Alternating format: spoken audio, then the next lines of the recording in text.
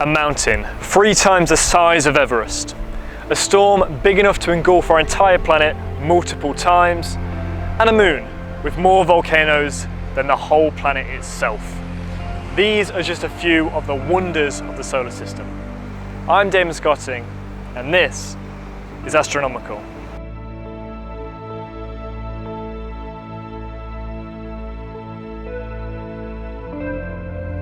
Now this one's a mammoth. Okay. If I was to ask you, what's the tallest mountain on Earth? Then you'd probably say Everest. And you'd be right. Everest measures to almost 9 kilometers tall from sea level. But what if I was to ask you, what is the tallest mountain in the solar system? Well, then you could use basic logic to rule out the 4 gas giants, because they can't have mountains, because they have no solid surface and the pressure is far too high for them to venture up, which leaves you with the 4 inner rocky planets: Mercury, Venus, Earth and Mars. Now Mercury's small, bombarded with asteroids constantly, no big mountains. Venus, Earth's hot sister, not so much. Venus has a similar problem to the gas giants. The surface pressure is far too high. Which leaves you with Mars as the only other potential candidate. Now Mars is almost half of Earth's diameter, but that may work as a benefit. Because Mars is a lot smaller, it has a lower surface pressure, allowing things to venture a lot higher from the ground. And indeed, Mars does have the tallest mountain in the solar system. It's called Mount Olympus, and it's 2.5 times taller than Everest. Now, as we know, Everest is the tallest mountain on Earth. It's almost 9 kilometers high, but Mount Olympus is over 21,000 kilometers high. That's 2.5 times larger than Everest. So to put that into perspective for you, if this right here is Everest, then that makes this Mount Olympus. One of the main differences between the two is that Olympus Mons is a shield volcano, which means it has a very small slope, roughly 5 degrees on average. It's because of this, and Mars' smaller size compared to the Earth, that if you were to stand on the summit of Olympus Mons, you wouldn't even notice you were standing at the top of the solar system's tallest mountain, as its base would extend well beyond the horizon. Its total surface area is slightly more than that of the entire United Kingdom. It is a true wonder of the solar system. Jupiter is the god of the planets. Not only is it the largest in our solar system, it's also home to the biggest storm we've ever seen. This is Jupiter's Great Red Spot. It is an enormous anticyclone which has been allowed to grow to such a size because Jupiter has no landmass, meaning unlike Earth, there's nothing to slow the storm down. Voyager 1 was the first spacecraft to get up close enough to Jupiter to witness the truth about this atmospheric monster. When it was first discovered just over 400 years ago, it was 3 times the size of Earth, a storm big enough to engulf our planet multiple times. But over the past few centuries, the storm has been shrinking and is now only just a bit larger than our planet. We're not sure exactly when it will disappear, but one thing is for certain, that even at its ever-shrinking size, Jupiter's Great Red Spot is still a colossal storm that could swallow our entire planet.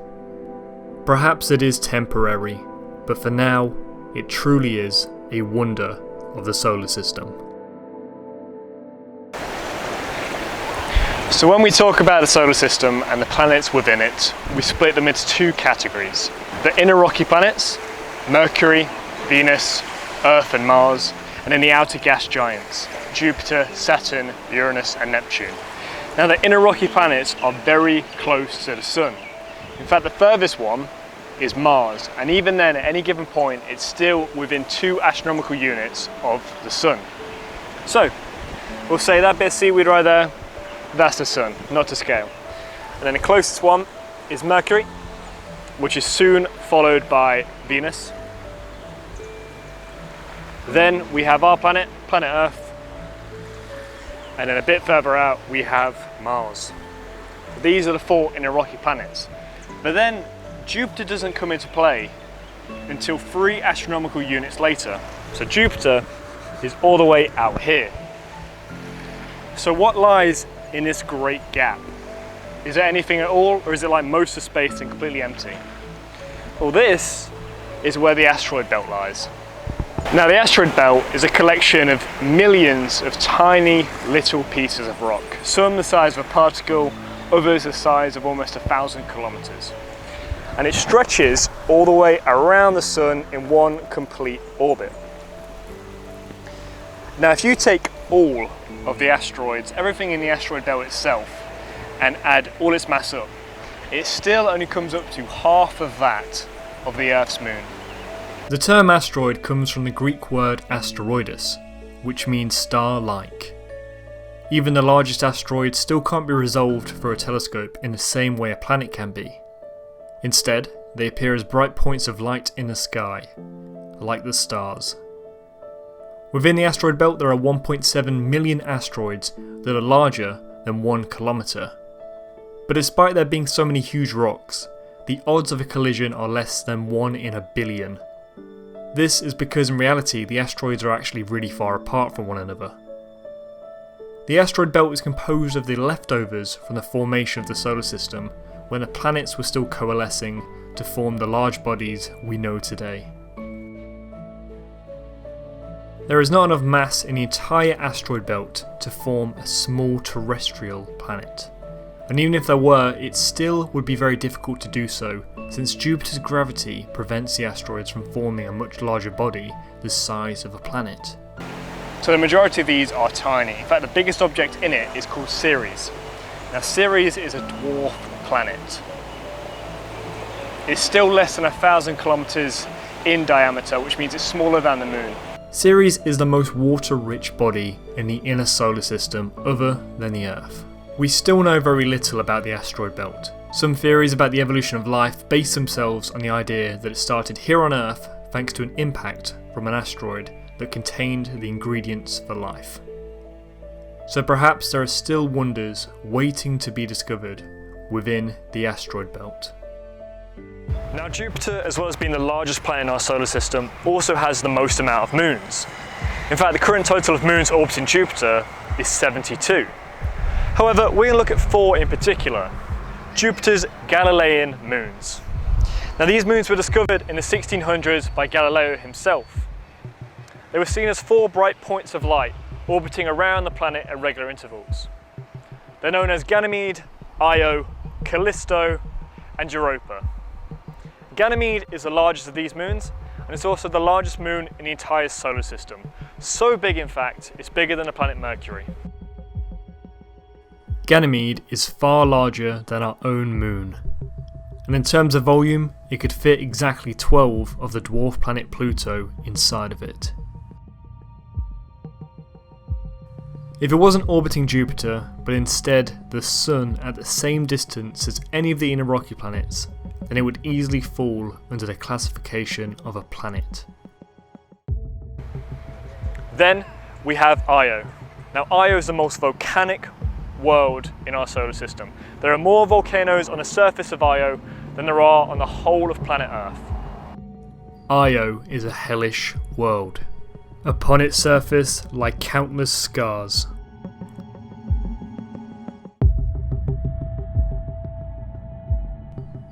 It is the innermost of the Galilean Moons, which means it is a tortured world. It's in the middle of a tug of war from Jupiter and the other more distant moons. Like most bodies, its orbit is slightly eccentric, which means it's not a perfect circle. Instead, it's more like a squash circle, which leads to points in its orbit where it feels a stronger gravitational pull from Jupiter, and points where it feels less. This causes the moon to contract and expand in a process known as tidal heating. The moon's crust is constantly being broken, leading to cracks appearing and volcanoes forming on its surface. When the first images came in of Io, scientists weren't certain what to expect. In this photo, many assumed that there was another moon behind Io in the distance. but it was only when an engineer pointed out that this was no moon. It was a volcanic plume.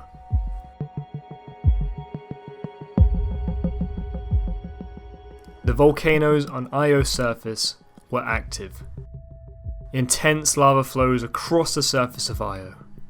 A truly bizarre world.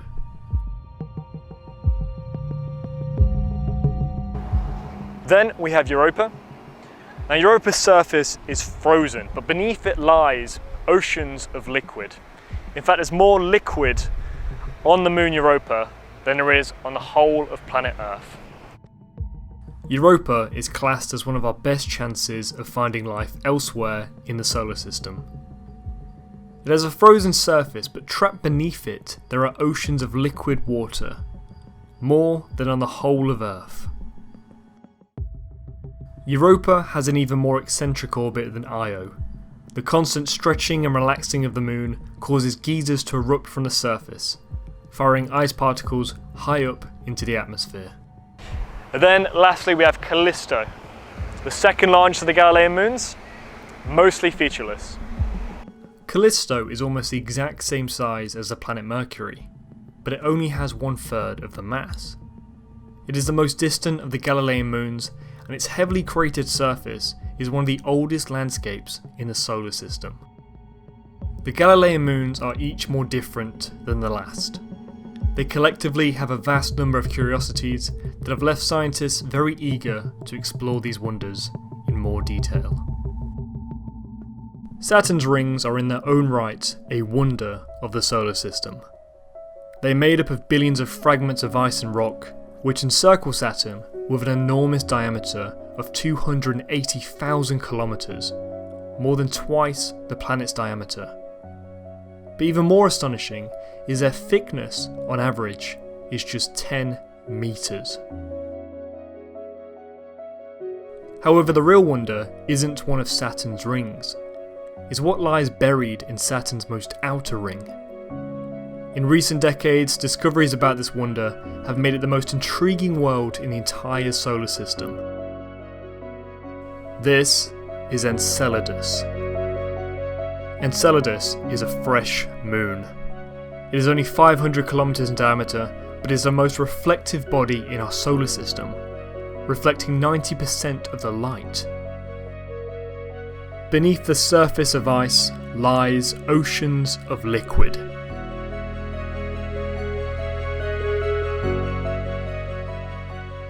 At the bottom of these oceans are hydrothermal vents. The temperature difference between the cold surface and the warm core causes cracks to appear and geysers form. Hot jets of ice erupt from the moon's surface.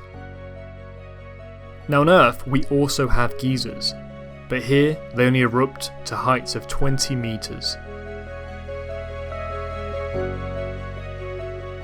On Enceladus, where the surface gravity is far less, the plumes of ice reach heights of 1,000 kilometers. Most of the ice particles escape the moon's gravity, whilst any that don't fall back onto the moon and resurface it, making Enceladus fresh and reflective. As the moon orbits around Saturn, it leaves a trail of ice, forming Saturn's E-ring. Life on Earth is currently believed to have started at the bottom of the oceans from hydrothermal vents. They produce the ingredients and environment necessary for life. So beneath Enceladus's fresh, frozen surface, there may be life. It could be truly alien life, species that we've never seen anything like, or simple life, single-celled organisms. For decades we've seen Mars as our best chance of life elsewhere in the solar system. But the truth is, life may be found first beneath the surface of the moon orbiting a gas giant. This is Saturn's largest moon, Titan. It is a hazy world with a thick blue atmosphere, making it very similar to the Earth, meaning it has a strong potential for life. But it's very hard to see what the surface of Titan looks like. So in 2005, we sent the Huygens probe to land on the moon and reveal its secrets. Hidden beneath a dense haze lies a solid surface. At temperatures of minus 179 degrees Celsius, most of it is frozen, but not all of it. The Cassini probe orbiting around the Moon detected lakes on the Moon's surface. But a temperature is far too cold for liquid water to exist, so what is it? This is real footage from when the Huygens probe landed on the surface of Titan. In doing so, it became the most distant probe to ever attempt a landing on another world.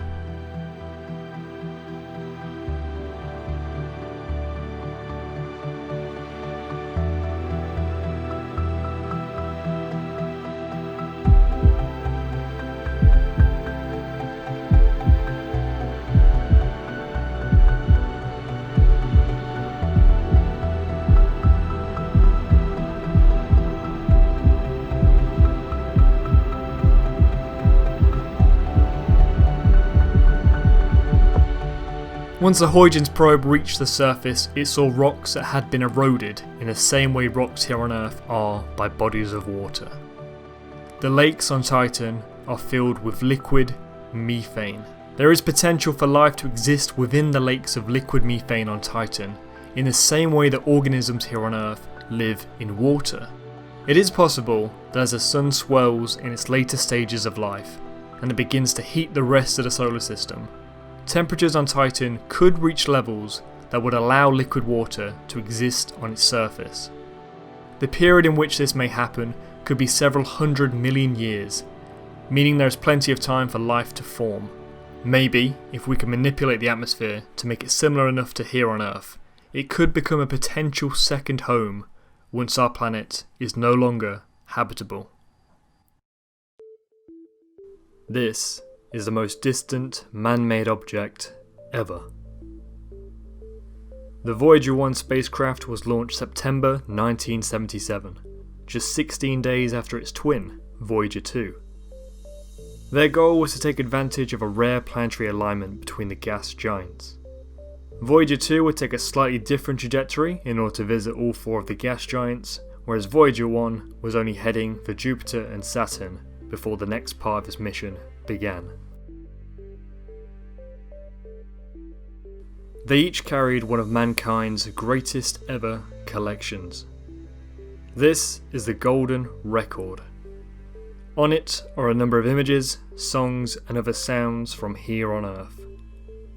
The record also has a set of instructions that will only be understood by intelligent life. Directions on how to play the record, where the record came from, and what the first image on it should look like. The music and sounds are from all across our planet.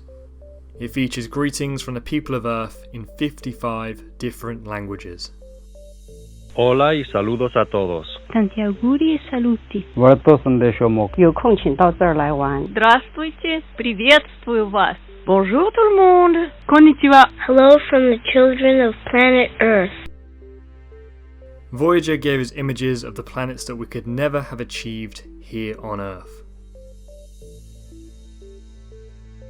It then set off towards Saturn.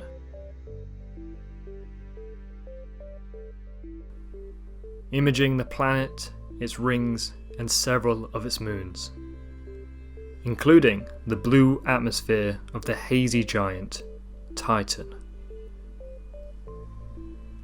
For Voyager 1, this was the end of its mission to explore the gas giants, but its final mission had just begun.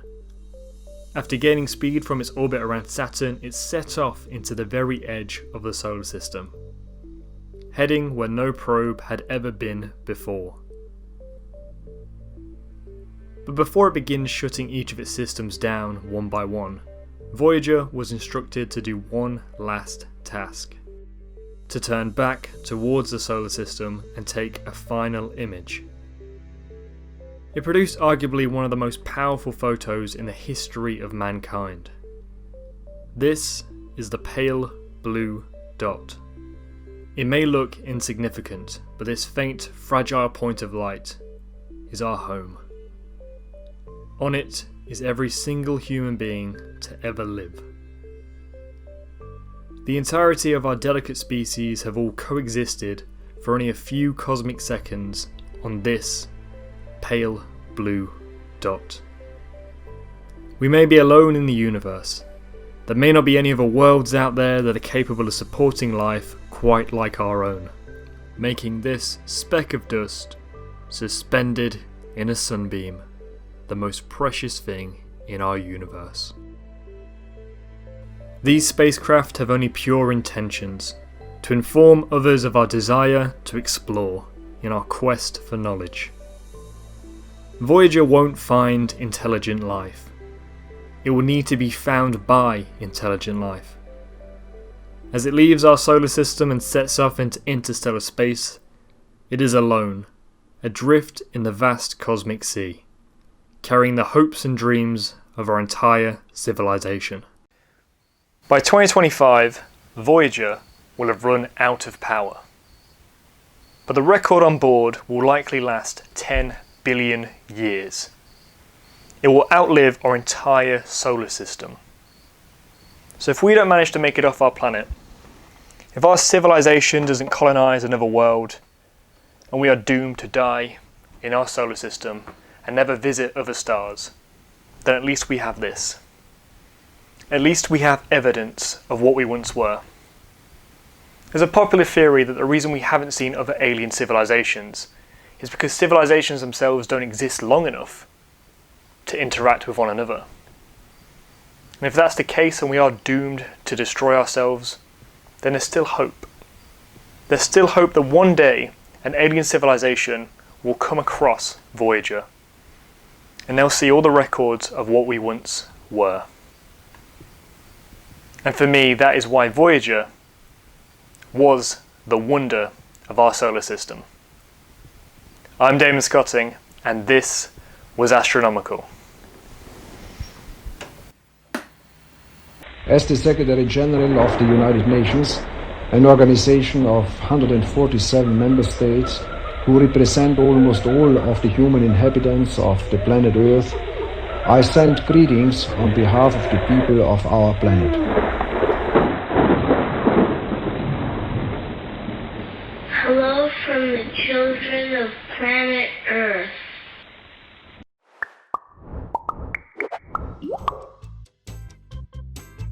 About the planets, we split them up into two categories. You have the inner rocky giants. Nah, f it. F that one. Okay. 3, 2, 1. 3, 2,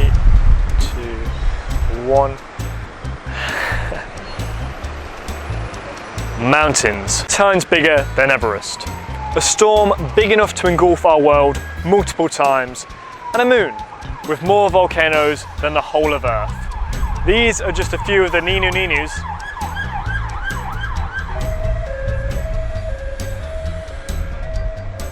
That's what I get for filming in London.